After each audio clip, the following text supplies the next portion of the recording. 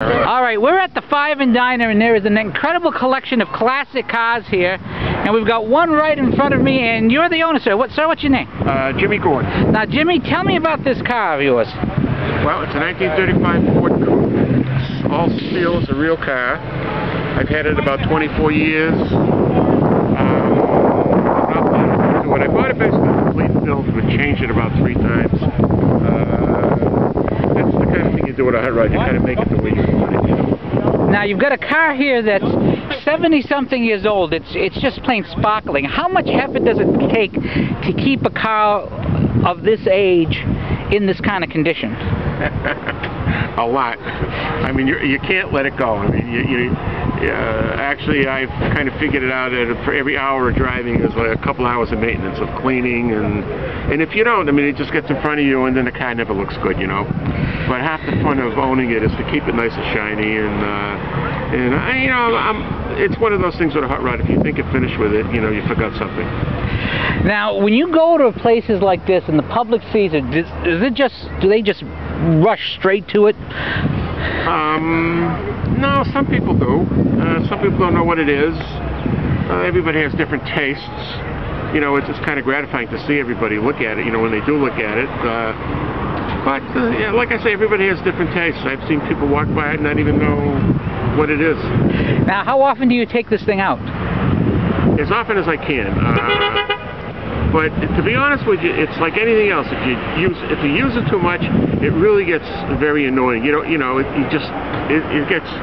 get tired of it. You know, you want to do something else. I let it sit for a while, and then I'll take it out again. Now, when you're driving a car that's this old, and let's take a little peek inside. There's the shift, the controls and such. Of course, no GPS, because you'll see with an old car like this.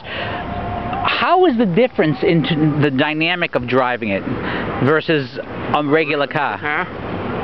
Well, this car, in all honesty, drives very, very good, because that's how I set the suspension up, and I had all the right people work on it, and I put the best parts I could find into it, and a lot of research went into everything I did.